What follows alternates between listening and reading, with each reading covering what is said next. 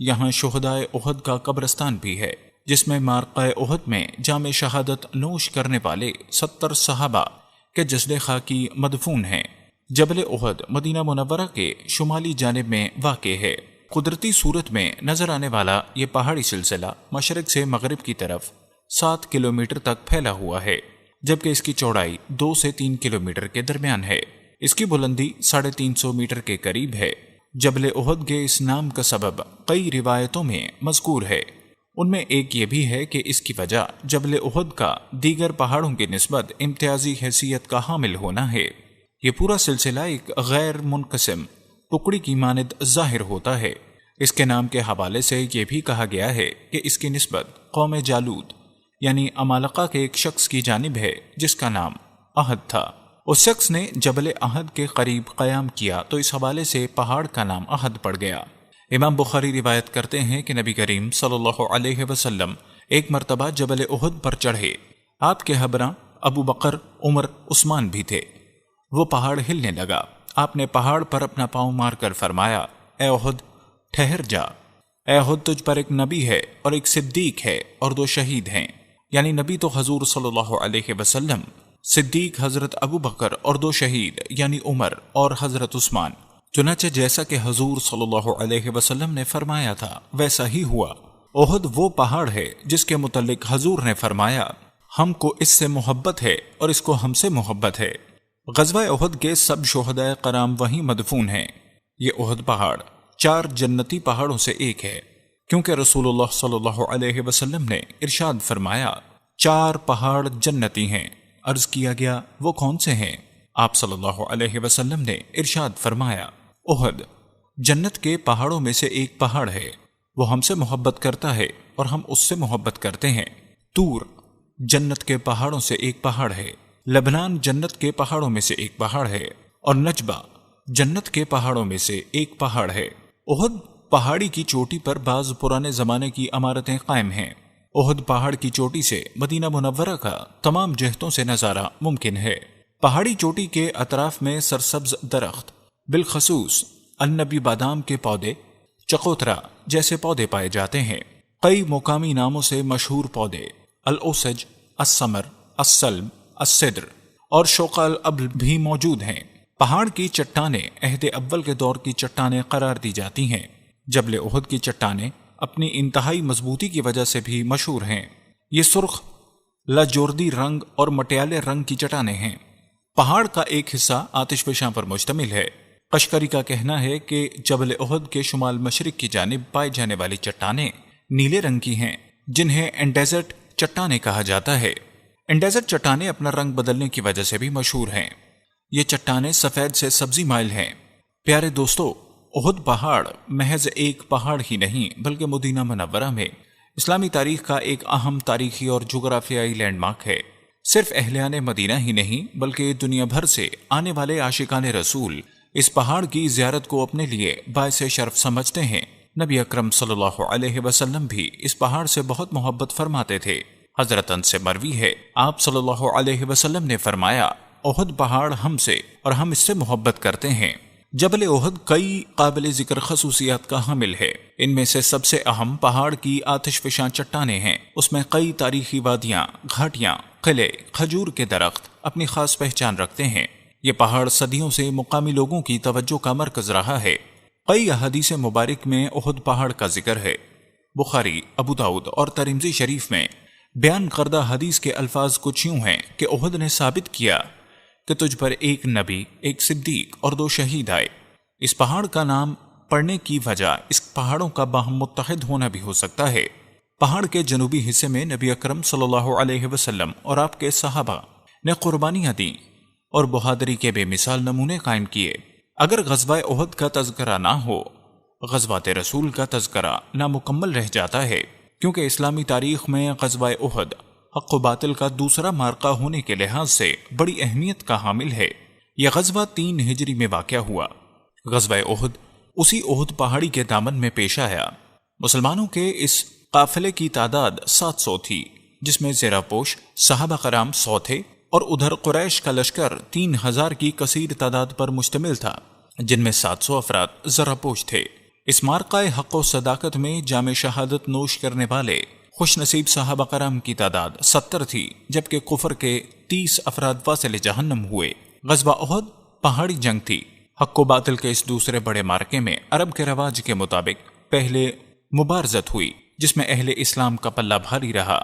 بعد ازاں عام جنگ شروع ہوئی تو حضرت حمزہ، حضرت علی رضی اللہ تعالیٰ عنہ، حضرت ابو دجانہ اور حضرت حنظلہ کے تابڑ توڑ حملوں سے کفار کا لشکر بھاگ گیا۔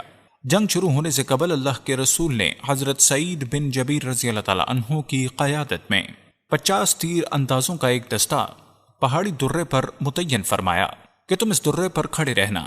دونوں پہاڑوں کے درمیان راستہ ہو تو اسے درہ کہتے ہیں۔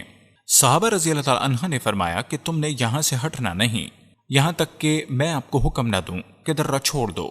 جنگ شروع ہوئی۔ ابتدا میں صحابہ کو عظیم فتح ہوئی۔ مشرکین مکہ کے سارے جرنیل احد سے کئی میل فاصلے پر بھاگ گئے تو درے پر جو صحابہ موجود تھے انہوں نے دیکھا اب تو مشرکین مکہ کو شکست ہو گئی ہے، وہ بھاگ گئے ہیں، اب درے سے نیچے اتر جائیں تو کوئی خطرہ نہیں۔ درے پر کھڑے رہنے کا حکم اس وقت تھا جب تک کافروں کے سپاہی سامنے ہوں۔ یہ سوچ کر وہ 50 صحابہ نیچے اتر آئے اور مال غنیمت اکٹھا کرنا شروع کر دیا۔ خالد بن ولید نوجوان سپاہی تھے، اس وقت وہ کافروں کے لشکر میں تھے۔ ایک ہی جنگ ہے جس میں وہ کافروں کے لشکر میں شامل تھے، بعد میں جتنی جنگیں ہوئیں وہ اسلام کی خاطر لڑے۔ خالد بن ولید رضی اللہ تعالیٰ عنہ نے دیکھا کہ درے کا راستہ خالی ہے تو انہوں نے اپنے سپاہیوں کو کہا دوڑو، موقع ہے۔ جب وہ دوڑ کر آئے تو انہوں نے دیکھا کہ صحابہ مال غنیمت جمع کر رہے ہیں۔ انہوں نے درہ خالی ہونے کی وجہ سے موقع پا کر فوراً حملہ کر دیا، جس سے افراتفری پھیل گئی۔ میدان احد میں سب سے بڑا نقصان یہ ہوا کہ آقا صلی اللہ علیہ وسلم کے دندان مبارک اور ہونٹ زخمی ہو گئے۔ جانثار صحابہ آقا صلی اللہ علیہ وسلم کے پسینے کا قطرہ بھی زمین پر نہ گرنے دیتے۔ جب حضور زخمی ہو کر زمین پر رونق افروز ہوئے تو ایک ہیجان پیدا ہوا۔ حضور نظر نہیں آ رہے تھے۔ ادھر شیطان نے آواز دی کہ نبی صلی اللہ علیہ وسلم شہید ہو گئے ہیں۔ اس آواز نے صحابہ کے پاؤں اکھیڑ دیے، پاؤں ڈگمگا گئے تو کوئی ادھر دوڑا کوئی ادھر۔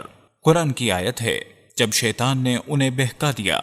مسلمانوں کو احد میں شکست نہیں ہوئی تھی بلکہ فتح حاصل ہوئی تھی۔ اس کے متعلق بہت سی دلیلیں ہیں۔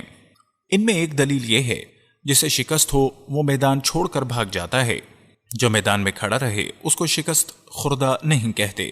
صحابہ تو اسی میدان میں رہے تھے، بھاگے تو کافر تھے۔ کوئی فرلانگ ادھر ہو گیا، کوئی فرلانگ ادھر ہو گیا۔ کچھ صحابہ کرام حضور صلی اللہ علیہ وسلم کے پاس تھے۔ صحابہ نے حضور سے عرض کی کہ یا رسول اللہ، شیطان نعرہ لگا رہا ہے۔ آپ صلی اللہ علیہ وسلم فوراً گڑھے سے اٹھے تو آفتاب نبوت کی کرنوں نے میدان کو گھیر لیا۔ صحابہ نے نعرے بلند کیے تو کافروں نے تیر پھینکنے شروع کر دیے۔ تیروں کی بوچھاڑ آپ صلی اللہ علیہ وسلم کی طرف ہے۔ حضرت سعد رضی اللہ تعالیٰ عنہ سامنے آ کر سینہ تان کر کھڑے ہو گئے کہ تیر مجھے لگے، میرے سرکار کو نہ لگے۔ حضرت سعد رضی اللہ تعالیٰ عنہ اپنے ہاتھوں سے کافروں کے تیر روکتے رہے اور کسی تیر سے کوئی نقصان نہیں ہوا۔ دراصل آقا صلی اللہ علیہ وسلم کی مبارک نگاہ پڑی تو جو تیر آتا ہے تو حضرت سعد اپنے ہاتھوں سے روک کر کافروں کی طرف پھینکتے ہیں، جس سے کافروں میں کھلبلی مچ گئی۔ مشرکین مکہ واصل جہنم ہو رہے ہیں۔ حضرت سعد رضی اللہ تعالیٰ عنہ کی اس بہادری کے منظر کو دیکھا تو زبان نبوت سے ایسا اعزاز انعام نصیب ہوا جو سوائے حضرت سعد رضی اللہ تعالیٰ عنہ کے کسی اور کو نصیب نہیں ہوا۔ حضور نے فرمایا، سعد رضی اللہ تعالیٰ عنہ، ایک تیر اور پھینک، تیرے تیر پھینکنے پر میرے ماں باپ قربان۔ حضور کے صحابہ میں حضرت حنظلہ رضی اللہ تعالیٰ عنہ کی عمر مبارک 18 برس کی تھی۔ خوب روح جوان صحابی ہیں، نئی نئی شادی ہوئی، شادی کی پہلی رات ہے، صبح کا وقت ہوا، غسل کی حالت میں ہیں۔ کان میں آواز پہنچی، الجہاد، حضور کا حکم ہے کہ جہاد کے لیے تیار ہو جاؤ۔ جب حضرت حنظلہ رضی اللہ تعالیٰ عنہ نے سنا فوراً سوچ میں پڑ گئے، حضور بلا رہے ہیں، اب غسل کروں کہ حضور کے حکم کی تعمیل کروں؟ حضرت حنظلہ نے دل سے پوچھا کہ کیا کیا جائے؟ غسل کریں کہ حضور کے حکم پر پہنچیں؟ فیصلہ یہی کیا کہ جسم کی پلیدی کی طرف مت دیکھو، حضور کے حکم کی طرف دیکھو۔ سب کچھ اللہ کے سپرد، وہ سب کچھ جانتا ہے، اگر محبوب کے حکم میں تاخیر ہو گئی تو سب کچھ ختم۔ حضرت حنظلہ رضی اللہ تعالیٰ عنہ فوراً گھر سے نکلے۔ حضور کے حکم کی تعمیل کرتے ہوئے بغیر غسل کے ہی جا کر لشکر میں شامل ہو گئے۔ حضرت حنظلہ رضی اللہ تعالیٰ عنہ نے میدان احد میں بڑے بہادری کے کارنامے سر انجام دیے، بالآخر شہید ہو گئے۔ ادھر رب تعالیٰ نے فرشتوں کو حکم دیا، میرے محبوب کا غلام آ رہا ہے، اس کو دنیا کے پانی سے نہیں حوض کوثر کے پانی سے غسل دو۔ جب غزوہ احد اختتام پذیر ہوا، حضور نے حکم دیا شہیدوں کی لاشیں اکٹھی کرو۔ صحابہ کرام نے شہیدوں کی لاشیں اکٹھی کیں، لیکن حضرت حنظلہ رضی اللہ تعالیٰ عنہ کی لاش نہیں ملی۔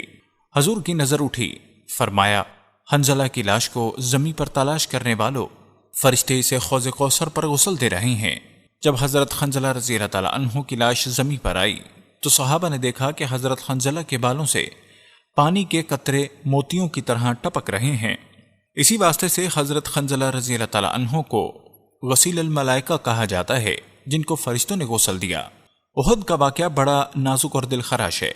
میدان احد میں بڑا نقصان ہوا۔ سب سے پہلا اور بڑا نقصان امام الانبیاء کا زخمی ہونا، دوسرا حضرت امیر حمزہ رضی اللہ تعالیٰ عنہ کی شہادت، اور تیسرا 70 صحابہ شہید ہو گئے۔ تمام محدثین اور تمام دنیا کے فاتحین نے جب غزوہ احد پر نظر ڈالی کہ یہ نقصان کیوں ہوئے، تو یہ راز سامنے آیا کہ آقا صلی اللہ علیہ وسلم کے حکم سے خطائے اجتہادی کی وجہ سے یہ نقصان ہوا۔ صحابہ کرام نے جان بوجھ کر حضور کا حکم نہیں توڑا۔ اس اجتہادی لغزش پر طعن اور ملامت کی گنجائش نہیں، بلکہ مجتہدین نے فرمایا اجتہادی خطا پر بھی ایک درجہ ثواب ملتا ہے۔ حضور کا حکم تھا اس درے پر کھڑے رہنا جب تک میں نہ کہوں نیچے نہ اترنا۔ ابتدائی جنگ میں جب دشمن بھاگ گئے تو صحابہ کا خیال تھا کہ جنگ ختم ہو جائے تو نیچے اتر جائیں، کوئی خطرہ نہیں۔ یہ سمجھ کر وہ درے سے نیچے اترے اور دشمن نے حملہ کر دیا۔ اس سے ہمیں اطاعت امیر کا سبق ملتا ہے، جس میں کامیابی اور کامرانی کا راز مضمر ہے۔ اہل اسلام کا پرچم سیدنا حضرت مصعب بن عمیر کے ہاتھ میں تھا۔ ایک بدبخت آپ پر حملہ آور ہوا اور آپ کے دائیں ہاتھ پر اس طرح وار کیا کہ آپ کا دایاں ہاتھ مبارک شہید ہو گیا۔ آپ نے پرچم اسلام کو دوسرے ہاتھ سے پکڑ لیا، پھر اس بدبخت نے دوبارہ ضرب لگائی، آپ کا دوسرا ہاتھ بھی جدا ہو گیا، لیکن آپ نے پرچم اسلام کو اپنے سینے سے تھامے رکھا اور بلند آواز میں آیت مبارکہ پڑھی۔ پھر آپ پر تیر سے وار کیا گیا اور آپ نے بھی شہادت کا اعلیٰ جام نوش فرما لیا۔ جب منافقوں نے حضور پاک صلی اللہ علیہ وسلم کے شہید ہونے کی جھوٹی افواہ پھیلا دی تو ایک انصاری مدینہ پاک سے احد کی طرف نکل پڑے۔ جب راستے میں ان کے والد شہید ہونے کی ان کو خبر ملی تو اس عاشق رسول صحابیہ نے کہا، پہلے میں نے اپنے رسول کا حال جاننا ہے۔ پھر ان صحابیہ کو ان کے شوہر اور بھائی کی شہادت کی خبر ملی تو انہوں نے یہی کہا، مجھے اپنے رسول کریم کی خبر لینی ہے کہ وہ کس حالت میں ہیں۔ جب ان کو بتایا گیا کہ رسول خدا خیر و عافیت سے ہیں تو عرض کرنے لگیں، مجھے حبیب کریم کا دیدار کرنے دو۔ جب حضور صلی اللہ علیہ وسلم کا دیدار نصیب ہوا تو ان کو سکون ہوا اور عرض کیا، اے میرے پیارے رسول، آپ سلامت ہیں تو ہر مصیبت آسان ہے۔ اسی غزوہ احد میں حضرت قتادہ بن نعمان رضی اللہ تعالیٰ عنہ کی آنکھ مبارک میں تیر لگا اور آپ کی آنکھ کا ڈیلا باہر آ گیا۔ حضرت قتادہ اپنی آنکھ ہاتھ میں اٹھائے بارگاہ کونین میں حاضر خدمت ہوئے اور احوال عرض خدمت کیا۔ اللہ کے رسول کریم نے ارشاد فرمایا، اے قتادہ، اگر تم چاہو تو صبر کر لو، جنت تمہارے لیے ہے، اور اگر تم چاہو تو آنکھ لوٹا دوں گا۔ حضرت قتادہ نے عرض کیا، یا رسول اللہ، یقیناً جنت بڑی جزا اور عظیم عطا ہے۔ یا رسول اللہ، ایسا بھی تو ہو سکتا ہے کہ آپ جنت بھی عطا فرما دیں اور آنکھ بھی لوٹا دیں۔ اللہ کے رسول نے فرمایا، ٹھیک ہے۔ آپ نے اپنے دست رحمت سے ان کی آنکھ کو پہلی والی جگہ پر رکھ کر لگا دی اور اس آنکھ کی روشنی دوسری آنکھ سے زیادہ ہو گئی۔ پھر آپ نے ان کے لیے جنت کی دعا بھی فرمائی۔ اسی معرکہ احد میں جب حضرت عبداللہ بن حجش کی تلوار ٹوٹ گئی تو آپ نے عرض کیا، یا رسول اللہ، میری تلوار ٹوٹ گئی تو اللہ کے محبوب کریم نے انہیں کھجور کی چھڑی عطا فرمائی۔ جب انہوں نے یہ کھجور کی چھڑی اپنے ہاتھ میں لی تو فوراً ہی تلوار بن گئی۔ اللہ شہدائے احد کے صدقے امت مسلمہ کو اتحاد اتفاق عطا فرمائے اور ہماری اجتماعی انفرادی مشکلات کو آسان فرمائے اور ان کے درجات کو مزید بلند فرمائے۔ آمین۔ السلام علیکم ورحمۃ اللہ وبرکاتہ۔